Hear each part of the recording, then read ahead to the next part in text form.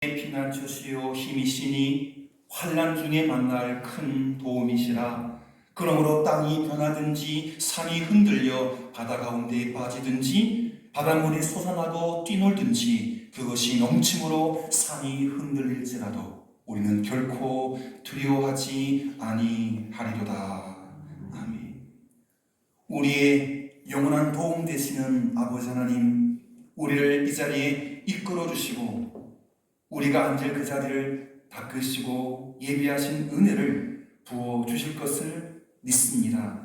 하나님, 우리의 삶이 힘들고 어렵고 환난 가운데 있을지라도 하나님이 우리의 도움 되심을 굳게 믿고 흔들리지 아니하는 믿음으로 주님 손 붙잡고 달려가오니 여호와 이레의 축복, 임마누엘의 축복, 그리고 주님께서 한 걸음 한 걸음 동행해 주시는 은혜를 누리며 행복 가운데 살아가는 우리 모두가 되게 인도하여 주시옵소서. 이 수요 기도를 기쁘게 받으실 줄 믿사오며 이 기도의 주인 되신 예수님의 이름으로 기도드립니다. 아멘.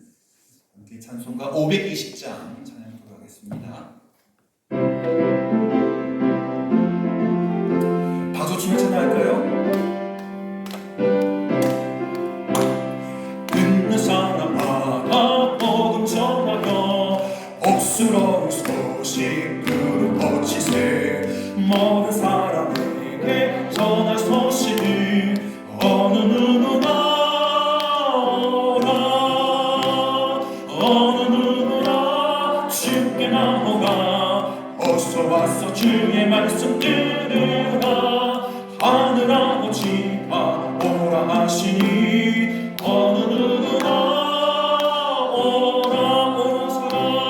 오는 사람들은 짓지 말고서 문 열었을 때에 들어오시고 생명길을 오직 구주 예수님 어느 누구나 오라. 어느 누구나 주께 나오라. 어서 와서 주의 말씀 들으라. 하늘 아버지가 오라 하시니 어느 누구나 오라. 언약하신 대로 이를 보시니 누구든지 언약 받을 수 있네. 받는 사람들은 생명이 온다. 어느 누구나 오라. 어느 누구나 주께 나오라. 어서 와서 주의 말씀 들으라. 하늘 아버지가 오라 하시니 어느 누구나 오라. 아멘. 오늘 허락하신 하나님 말씀 마태복음 5장 1절부터 4절까지 말씀입니다. 신약성경 6쪽에 있는 마태복음 5장 1절부터 4절까지 제가 한 절, 여러분이 함께 한 절, 그리고 또 제가 한 절, 여러분이 함께 한 절, 두 절 교독하겠습니다. 예수께서 무리를 보시고 산에 올라가 앉으시니 제자들이 나온지라. 입을 열어 가르쳐 이르시되 심령이 가난한 자는 복이 있나니 천국이 그들의 것이니요. 애통하는 자는 복이 있나니 그들이 위로를 받을 것이요. 4절 같이 읽겠습니다. 시작. 애통하는 자는 복이 있나니 그들이 위로를 받을 것이니요. 아멘. 지지난주에 이 팔복이 어떤 의미가 있는지 한번 살펴보았고요. 지난주에는 3절 마음이 변하는 것, 심령이 변하는 것, 그것이 우리의 성품인데 그런 자가 천국을 갖게 된다. 그렇죠? 천국이 이미 우리의 것인 줄 믿습니다. 그리고 오늘은 4절 애통하는 자는 복이 있나니 그들이 위로를 받을 것이니요. 이 말씀에 집중하고자 합니다.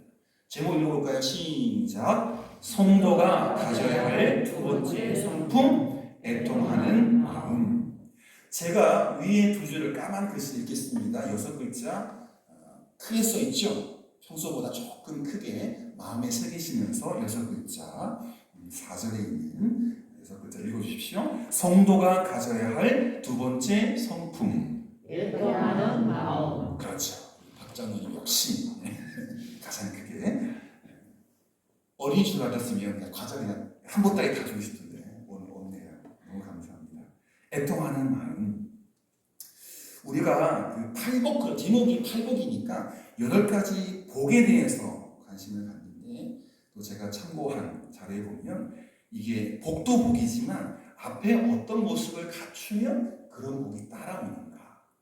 사실은 우리가 품어야 할 성품이거든요. 천국 백성들, 즉 거듭난 그리스도인에게 있어서 무엇보다 먼저 갖추어져야 할 요소는 새 사람으로 변화된 새로운 성품입니다. 우리가 세상 사람들과 소속이 다르고, 그죠? 그들도 한국 사람, 저도 한국 사람이지만, 여러분 교회 안의 사람과 교회 바깥의 사람이 달라야겠죠? 뭐가 달라야 될까요? 가난한 마음이 있어야 되고 애통하는 마음이 있어야 돼요. 이게 우리가 그게 없습니다. 가난한 마음도 없고 애통하는 마음도 없으면 세상 사람들이나 교회 다니는 사람이나 다를 바가 없는 거죠. 새로운 성품이 우리 안에 깃들어야 합니다. 그러나 가장 중요하게 우선적으로 달라져야 하는 것이 바로 우리들의 성품인데, 다시 말씀드려서 예수 믿는 사람의 성품을 소유하지 않으면 아무리 인간적으로 훌륭한 생각을 하고 이상을 가지고 꿈을 가지고 살아간다 할지라도 실제로 그것을 살아가는데 결정적인 어려움을 갖게 됩니다. 그래서 예수님은 천국 백성의 8가지 본질적인 성품이 어떤 것인가를, 그리스도인이 마땅히 가져야 될 품격이 무엇인가, 성품이 무엇인가를 설교 제일 첫머리에, 왜? 제일 중요합니다. 설교 제 첫머리에 집중적으로 설명하고 계신 것입니다. 여러분, 제가 지난주에 시간 관계상 빼버렸는데요. 이 그리스도인의 성품에 5가지 특징이 있습니다. 몇 가지 특징? 5가지 특징.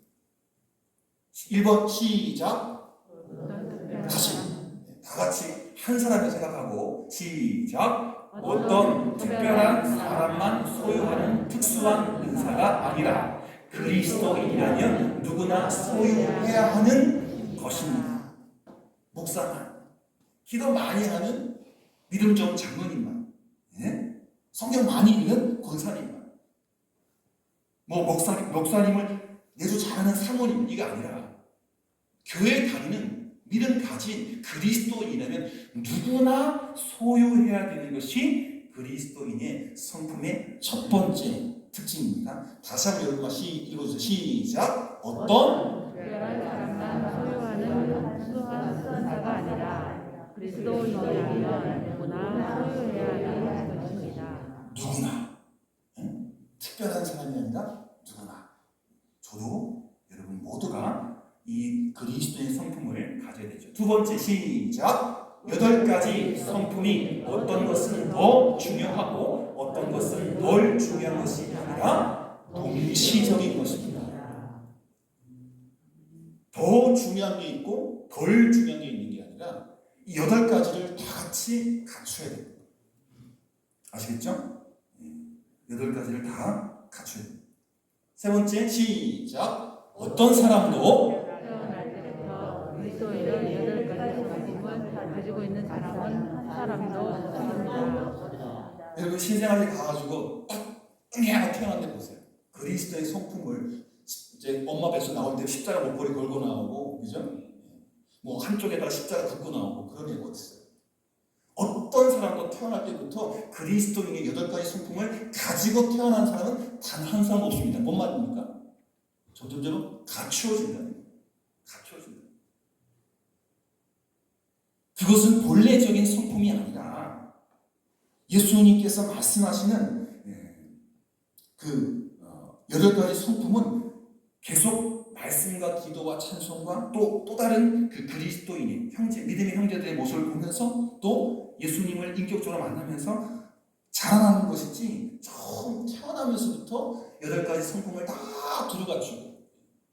제가 설교 시간에 제가 공부했던 것 중에 몇몇 과목들이 부족했던 게 있겠죠. 대표적인 게 수학. 산수까지는 좀 했는데 수학은 모르고 물리도 어려워. 굉장히 못했어요. 제2외국어 독어도 못했어요. 이게 다 12과목이면 12과목, 10과목, 10과목 다 잘하고 싶은데 그러기가 쉽지 않거든요. 태어날 때 국영수 다 잘하고 제2외국어까지 다 잘하고 그런 어린이가 어디 있습니까? 마찬가지로 태어날 때 이 성품을 다 갖고 태어난 사람은 아무도 없어요. 갖춰가는 거죠. 네 번째, 시작. 그리스도인이 세상 사람들과 무엇이 어떻게 달라야 하는가를 보여주는 구체적인 예입니다. 달라요.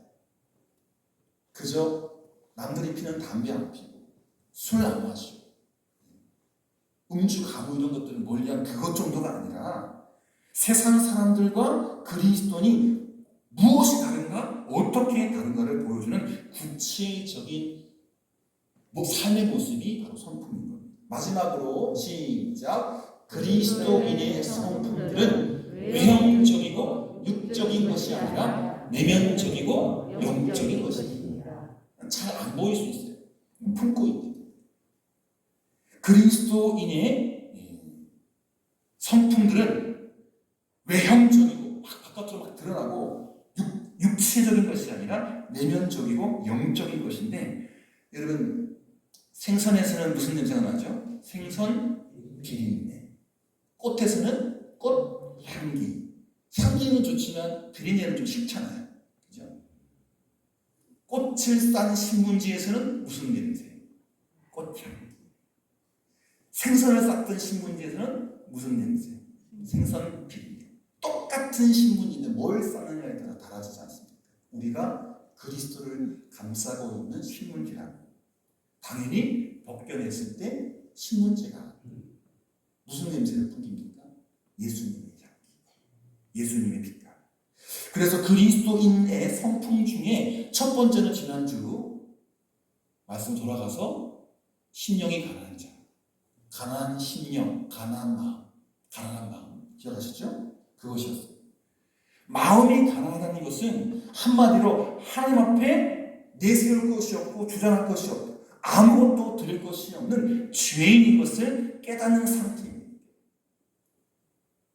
즉 영혼이 가난한 사람이요, 하나님 앞에 자랑할 것이 없는 사람입니다. 이러한 사람이 갖는 두 번째 태도가 뭘까요? 그것은 오늘 성경 본문이 말하고 있는 애통하는 마음. 애통하는 마음. 다시 그런 마음을 가지고 4절 말씀을 가지고 오시면 시작. 애통하는 자는 복이 있나니 그들이 위로를 받을 것이요. 애통하는 자는 위로인. 복이 있나니 그들이 위로를 받을 것이다. 단도직입적으로 그렇습니다. 여러분 애통하고 계십니까? 애통이 도대체 뭔데요? 애가 통 말을 안 들으면 속상하죠? 애통. 여러분 애통하는 자가 복이 있는데 그들이 위로를 받는다는 거죠. 자기 심령에, 나의 심령에 아무것도 없다고, 있는 것이 있다면 죄밖에 없다고 자각하는 순간, 깨닫는 순간 이 사람이 실로 심각하게 느끼는 감정이 바로 애통합니다. 어찌하고 자랑할 게 아무것도 없고 막 뒤져서 찾아보니까 저 밑바닥에 숨겨놓은 죄밖에 없어요. 바울의 고백처럼 죄인의 개수, 분통만도 못한 존재.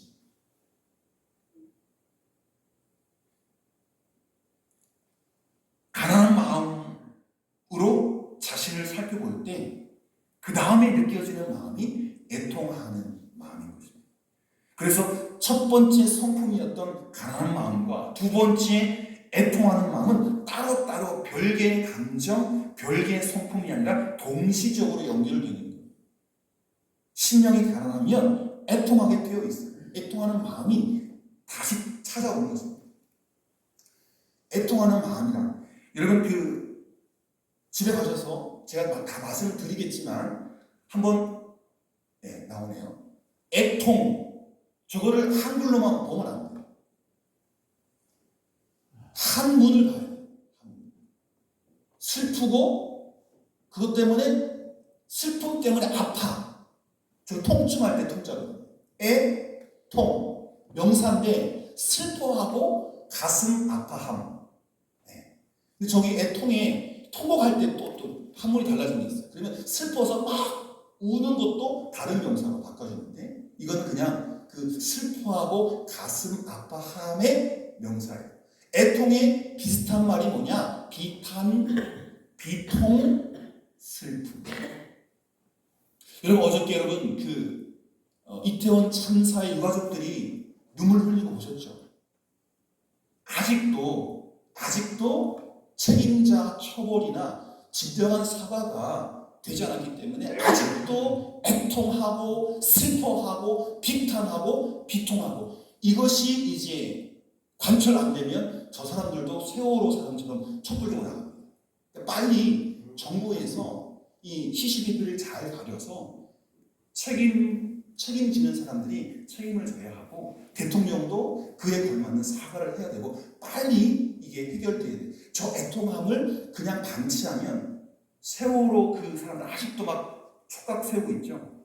노란 리본 아직 안 뗐잖아요. 또 다른 리본 만들어가지고 가서 합세하면 상대 못합니다. 애통, 슬퍼하고 가슴 아파함. 비슷한 말, 비탄, 비통, 슬픔. 이거는 상식적인, 세상적인 정의고요.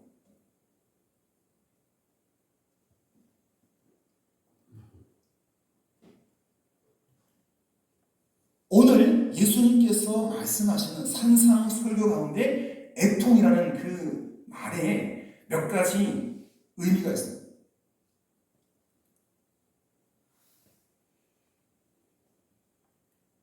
넘어가요. 이겁니다. 예수님께서 말씀하시는 애통, 그리고 그 애통을 품은 마음이 뭐냐? 시작! 세상적인 애통함과는 다른 영적인 애통. 영적인 애통. 세상의 애통과는 다른 영적인 애통. 여러분, 세상에서의 애통은요, 무엇인가 크게 손해를 보았거나 남에게 속임을 당했거나 이유 없이 피해나 고난을 당했을 때 겪는 아픔을 세상적인 애통이라는 거예요. 그렇죠? 하룻밤 논다고 나갔는데 죽음이 돼 돌아왔어요. 학교 입학 앞두고 있고 또 직장 막 가야 되고 결혼해서 애가 있고 참 그럴 때 세상적인 애통인데 손해보거나 속임을 당하거나 이유 없이 피해와 고난을 당할 때 겪는 그 아픔, 그게 세상에서 말하는 애통이에요. 또 좋아하는 물건을 도둑받았거나 사랑하는 사람과 갑자기 사별했을 때 느끼는 몸부림쳐지는 아픔, 그게 애통이에요. 세상적인 애통. 그러나 이 모든 것은 성경에서 말하는 주님께서 말하시는 애통과는 사뭇 다릅니다. 예수님께서 말씀하시는 애통은 영적인 애통, 영적인 애통. 보이는 게 아니에요. 만져지는 게 아니에요. 그것은 이 영적인 애통은 자신 안에 있는 죄와 허물을 발견하고 그 죄의 삭은 사망이요 그 죄의 결과는 심판이요 거기에 하나님의 진노가 있음을 깨닫고 그것 때문에 몸부림치면서 애통하는 것, 그것이 바로 성경이 말하는 예수님께서 말씀하시는 애통인 것입니다. 여러분, 성경의 한 사람의 예를 사도 바울로 볼 수 있는데 한번 읽어볼까요? 시작! 내가 원하는 바 선은 행하지 아니하고 도리어 원하지 아니하는 바 악을 행하는도다. 만일 내가 원하지 아니하는 것을 하면 이를 행하는 자는 내가 아니요 내 속에 거하는 죄니라. 로마서 누가 썼습니까? 누가 썼습니까? 로마서를 누가 썼냐고요? 바울이 썼죠. 바울이 내가 원하는 것은 선인데 지금 내가 하는 일은 다 악이고 내가 원하는 것은 하지 않으면서 내가 자꾸 뭔가를 자꾸 하고 있는 죄 짓고 있는 거죠. 뭐가 있는 거? 내 안에 죄가 있다. 누구 고백이에요? 살인범?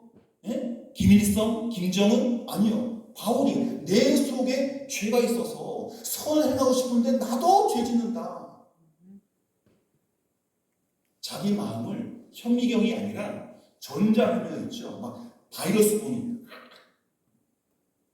우리 같으면 이건 죄도 아니야. 근데 바울은 정말 뭔지 평소 안 보이다가 햇빛에 딱 비춰보면 보이는 그거 자그마한 죄를 보고 저렇게 전율하고 있는 거예요. 하나님께 모든 것 선을 행하고 싶은데 만 개 중에 억 개 중에 조개 중에 하나 잘못하는데 그게 걸리는 내 속에 죄밖에 없다. 애통하는 마음이 가득하기 때문에 작은 게 크게 보이는 거예요. 또 로마서 7장 24절에 보면 오호라 나는 곤고한 사람이로다. 이 사망의 몸에서 누가 나를 건져내랴. 이게 애통하는 마음이에요. 여러분 이런 마음 갖고 계십니까? 이것은 세상적인 애통이 아니라 하나님 앞에서 선을 행하고 싶어도 행할 능력이 없고 또 행하는 것마다 죄뿐인 자기를 발견하고 또는 원치 않은 죄에도 어쩔 수 없이 노예가 되어가는 자신을 보면서 정말 나는 공고한 사람이다. 이 사망의 몸에서 이 죽을 죄의 몸에서 누가 나를 건져낼 것인가 를 생각하고 가슴 아파하는 애통이 바로 우리가 품어야 할 마음입니다. 성경에서 말하는 주님께서 말하는 애통은 어찌할 수 없는 죄의 덩어리 하나가 있는데 그것이 나를 괴롭히고 있다라는 것을 실감하면서 그것을 해결하기 위해서 막 애걸하는 거, 아파하는 거. 죄가 한 털도 없어요. 정말 1mm 0.0 바이러스처럼 안 보여요. 근데 그것까지 다 안 보이는 바이러스로 우리 몸을 열나게 하고 기침나게 하고 심지어 어떻게 합니까? 지금 다시 몇 차 유행되면서 뉴스 보시면 그 코로나 때문에 돌아가신 분이 많아지고 있다고 그러죠. 나를 괴롭히고 있는 거예요. 그걸 느끼는 게 애통이에요. 세상적인 애통함과 주님이 말씀하시는 성경의 이야기는 애통이 다르다는 것입니다. 성경적인 애통, 주님이 말씀하시는 애통은 영적인 애통, 죄 때문에 괴로워하고 그것을 해결하려고 하는 그런 마음이 애통입니다. 두 번째로 시작. 단순히 죄를 고백하는 것이 애통이 아닙니다. 그냥 나 이런 죄 줬어요 라고 기도하는 것, 그것을 고백하는 것 애통이 아니에요. 애통의 시작은 될 수 있겠죠. 애통의 다가 아니에요. 잘못된 것을 깨닫고 죄를 인정할 수 있어요. 그러나 통회하고 가슴을 치고 애통하지 않을 수도 있다는 이야기입니다. 요즘 현대인들은 죄를 경시하는 경향이 있어요. 여러분, 이재명 씨가 죄가 있을까요? 없을까요? 있죠. 그게 물증이 없어서 그죠? 점점 수면 위에 떠오르잖아요. 무슨 말이냐? 현대인들은 죄를 아주 경시해요. 모든 죄의 개념을 규정된 법에 걸리지 않으면 죄가 아니라는데 두고 있기 때문입니다. 죄를 졌는데 경찰이, 검찰이 죄라고 판단하고 수갑 채우지 않고 형사 들어가지 않으면 죄야. 죄 아니야. 나 죄 안 졌어. 발뺌하는 거예요. 요즘 사람들은 하나님 앞에 죄보다 사람에게 들켰느냐 안 들켰냐를 더 중요하게 생각합니다. 그러나 실은 형무소와 교도소에 가 있는 사람들은 들킨 죄인들이고 여기 있는 사람들은 안 들킨 죄인인 것뿐이에요. 우리가 범죄 규정 있잖아요. 저 같은 경우에도 서울에 있을 때 급한 일 때문에 교회일 때 마트에 가요. 그런데 제대로 유턴하려면 한참 가서 돌아야 되는데 그 마트를 딱 나서면 바로 불법 유턴할 수 있어요. 근데 주말에 꼭 생각 없이 딱 유턴하면 거기 딱 교통경찰이에요. 여보세요. 바로 딱 찍고 나요. 그런 일을 많이 해요. 가끔 바쁘니까. 제대로 법을 지키고 한참 돌아와야 되는데 시간이 없으니까 빨리 교회 가서 토요일날 다른 곳에 일을 또 도와가고 주고 찍어야 되고 하다 보니까 급해서 탁 항상 거기 딱 기다린다. 저 잡으려고.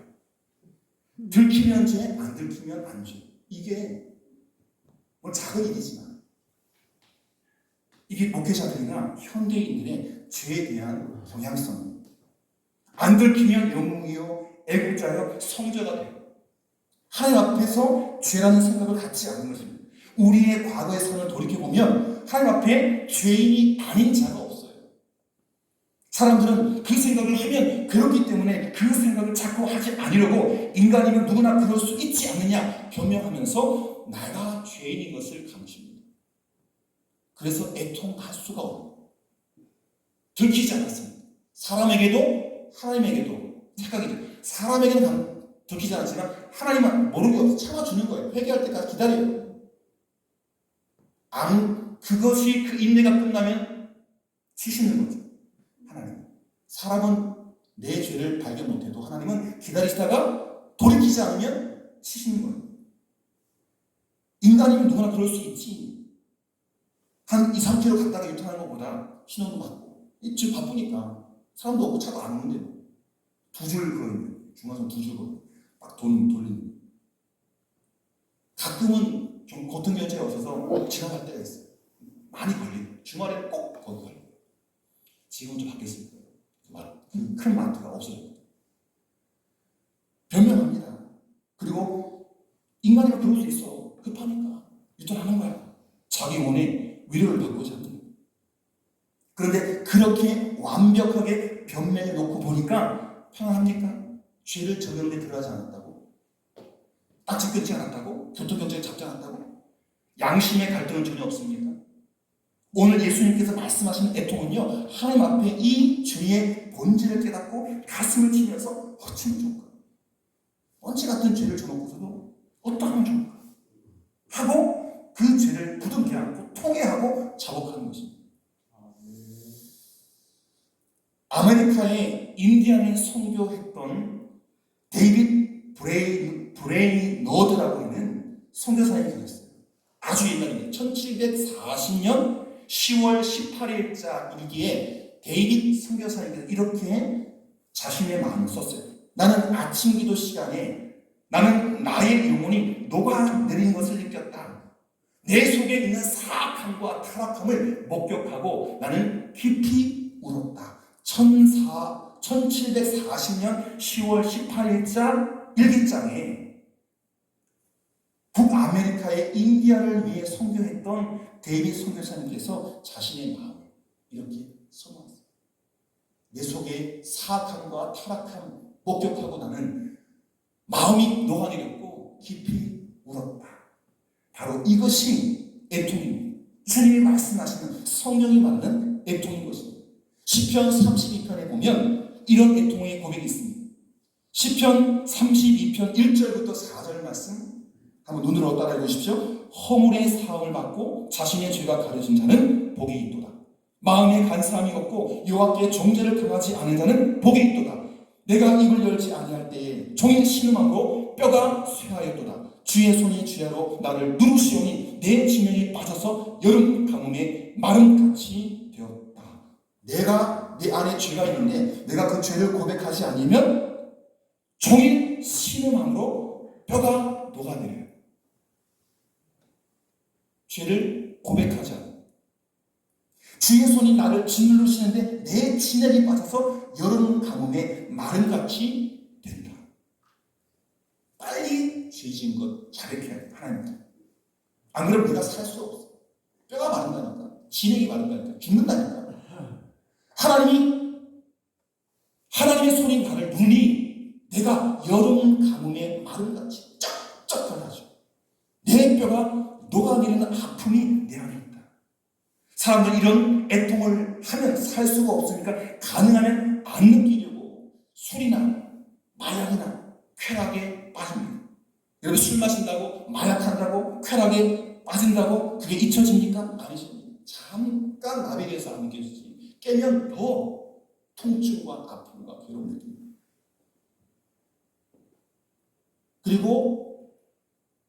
그래서 성경이 말하는 주님이 말하는 애통함이란 단순히 죄를 고백하는 것에 그치는 애통이 아니라는 겁니다. 세 번째, 시작. 자기 안에 있는 죄와 허물을 보고 아파할 뿐만 아니라 이게 중요합니다. 세 번째 줄, 네 번째 줄. 시작. 다른 사람의 죄까지도 나의 죄로 알고 애통해 하는 것입니다. 정말 그리스도인의 애통함을 품은 사람들은요, 내 문제를 해결한 다음에 우리의 문제, 너의 문제도 가지고 있어요. 여러분, 발산마을에 교인들만 삽니까? 아니죠. 저분들의 문제가 해결돼야 발산마을, 우리 모두가 행복한 거예요. 저분들도 발산마을 사람, 우리도 발산마을 사람들.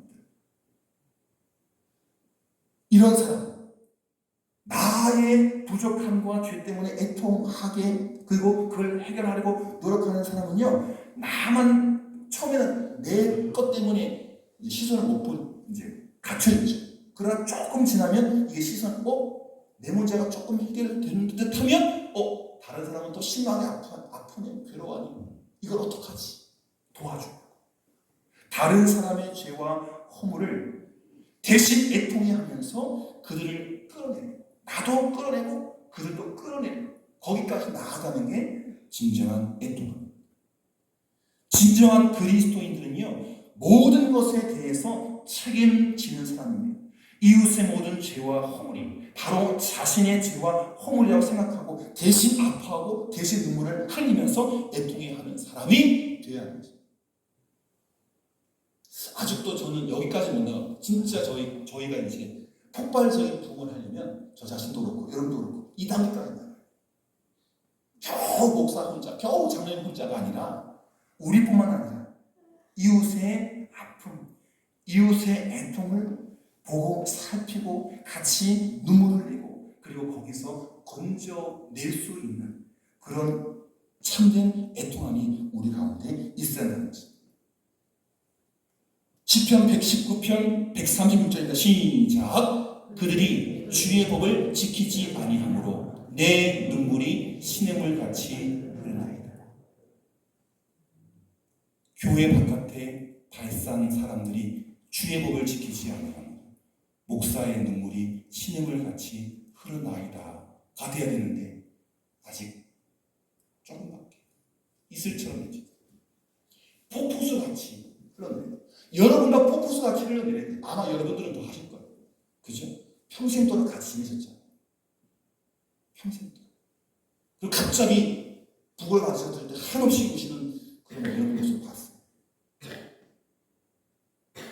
그들이 주님의 법을, 말씀을 지키지 아니하므로, 생명의 법을 지키지 아니하므로 그것이 안타까워도 내 눈물이 시냇물같이 흐른다.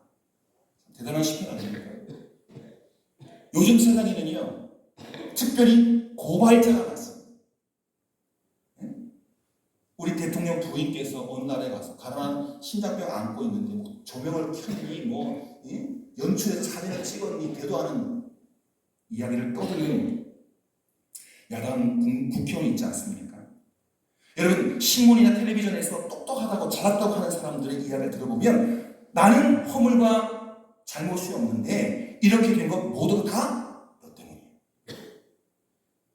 야당이 여당이다, 여당은 야당이다,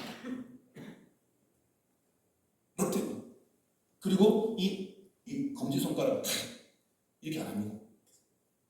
너 때문이야, 너 때문이야. 여러분, 너 때문에 정치가 나빠졌고, 너 때문에 사회가 혼란하고, 너 때문에 경제가 이 모양이고, 너 때문에 교회가 썩어가고 있다. 너 때문이야, 너 때문에. 문제 해결 절대 되지 않습니다. 반대로 나 때문이야라는 소리는 듣기가 참 어렵습니다. 그러나 실상은 정반대가 아닙니다. 너 때문이야가 아니라, 저도 이태원 참사 얘기 들었을 때 왜 거기 가서 그들 때문이라고 생각했는데, 할로윈 데이의 의미를 제대로 가르치지 못한 교회, 목사로서의 그 책임감을 느꼈어요. 말도 안 되는 날이거든요. 말도 안 되는. 물론 천주교의 뭐 그런 영향이 있긴 하지만 결국 그들 때문이야 라고 잘 죽었어라는 마음까지 생각했는데, 생각해보니까 우리가 목사로서 그 청년들을 잘 가르쳤으면 그래도 한두 명이라도 그런 날 그렇게 가는 게 아니구나, 허탄한 축제구나, 더 좋은 데 찾아갔을 법한데 나 때문이야가 되더라고요. 교회가 교회답지 못하고 목사가 제대로 가르치지 못해서. 예수님 누가복음 19장 41절과 44절에서 예수님의 예루살렘의 멸망을 보시면서 한없이 우셨습니다. 조금 있으면 당신이 죽는데 그것보다 예루살렘을 보시면서 예루살렘 멸망을 보면 그렇게 펑펑 우셨어요.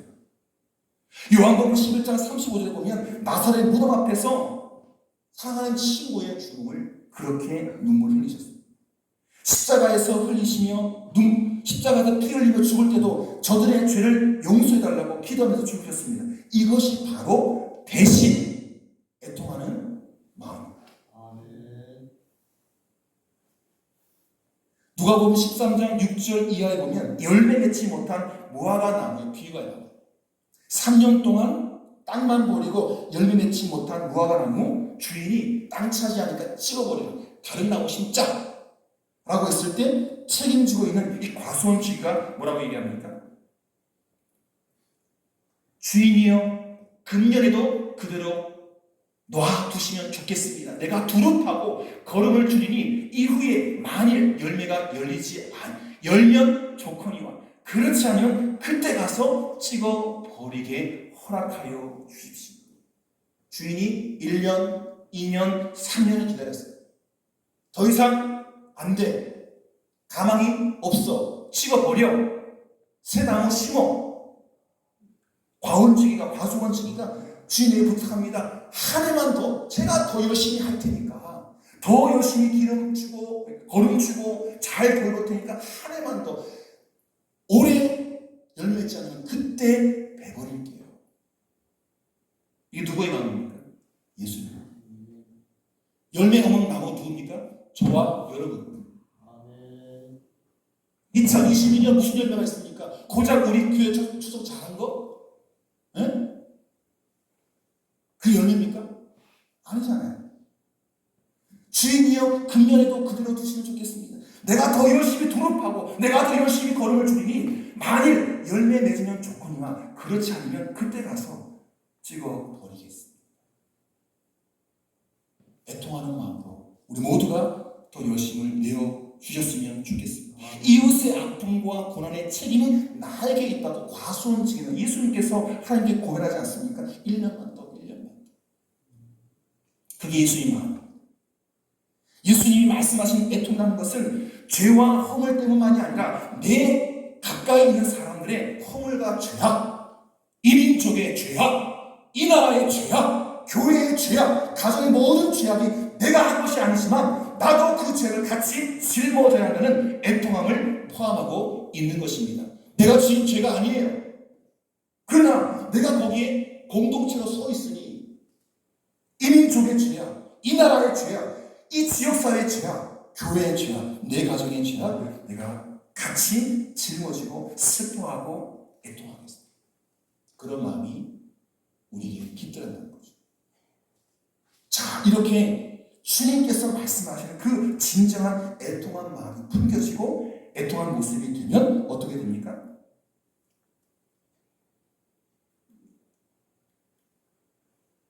애통하는 자에게 진정한 위로가 어디서부터? 하늘에서부터, 하나님으로부터 내려옵니다. 할렐루야. 애통하는 자에게 진정한 위로가 하나님으로부터 주님이 계시는 그 천국으로부터 흘러내려옵니다. 사람은 누구나 위로받기 원하죠. 그러나 문제는 위로가 어디에서부터 오냐는 것입니다. 옆에서 오는 위로? 아래에서 오는 위로? 진짜 위로 아닙니다. 엄마 아빠가 하는 위로? 지금은 제가 엄마 아빠를 위로해야 돼요. 90을 가까이 바라보니까 뭐 여기서 아프셔가지고 기억도 확 바래주시고 저희가 위로해야 돼요. 아래에서 애들이 뭘 합니까? 내리사랑이지 치사랑이 어딨어요? 자꾸 엄마 아빠 다 그냥 대깨먹으려 하지 자식들.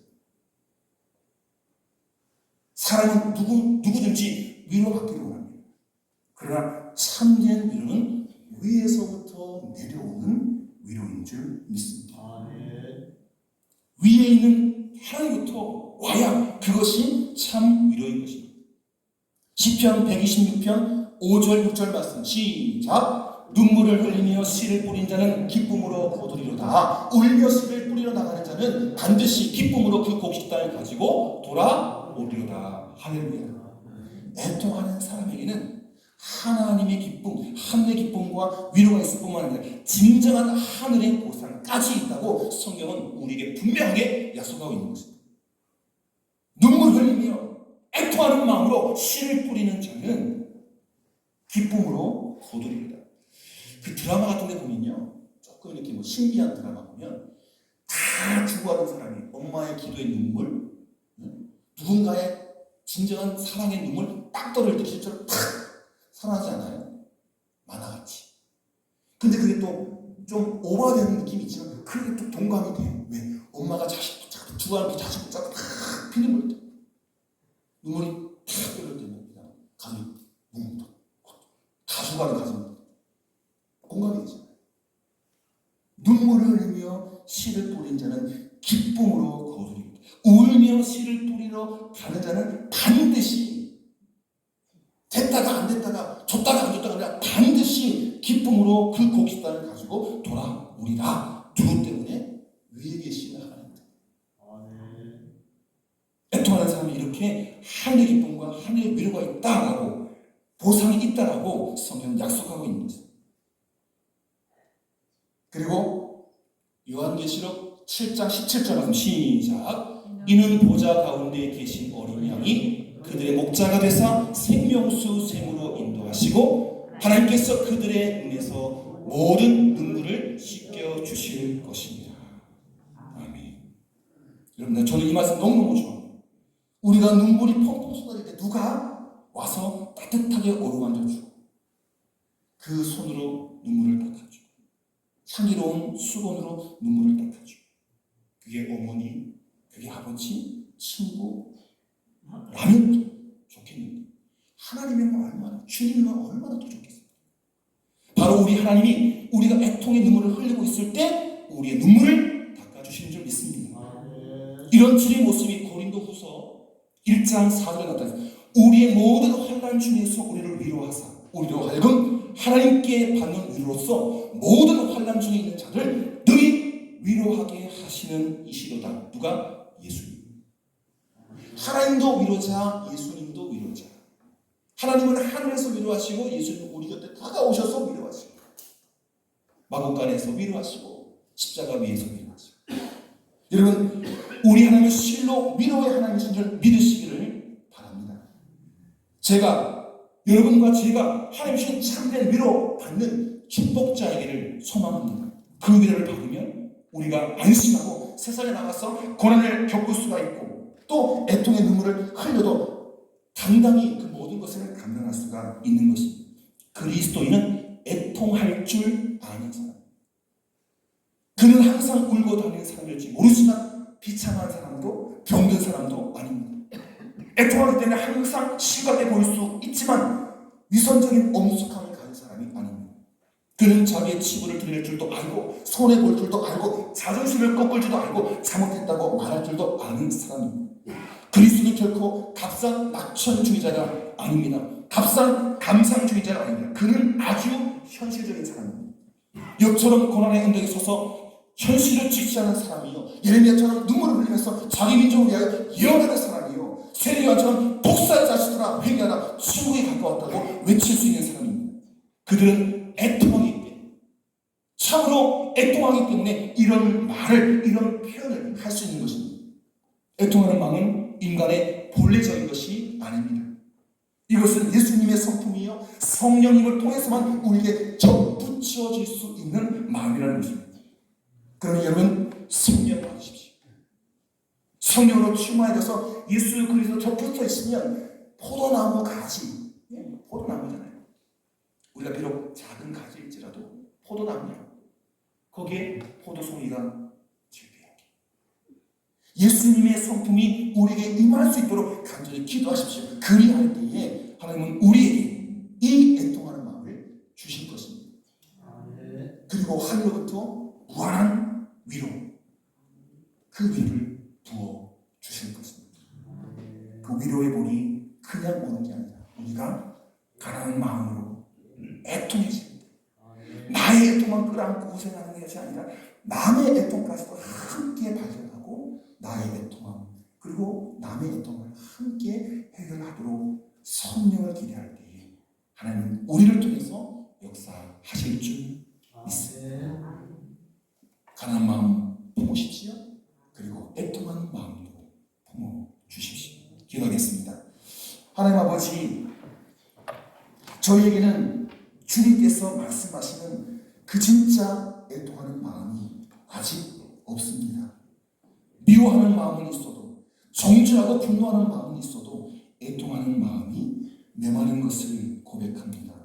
저희들이 그리스도인으로서 마땅히 품어야 할 성품을 갖기를 원하시는 아버지 하나님, 저희들에게 예수님 같은 마음을 주시옵소서. 애통하는 마음을 주시옵소서. 나의 애통만이 아니라 다른 이들의 아픔과 애통을 바라보고 그 애통을 해결하기 위하여 달려가는 우리 모두가 되게 인도하여 주시옵시고, 그 애통한 마음으로 하나님의 크신 위로를 축복으로 얻는 우리 모두가 되게 인도하여 주옵소서. 예수님의 이름으로 기도드립니다.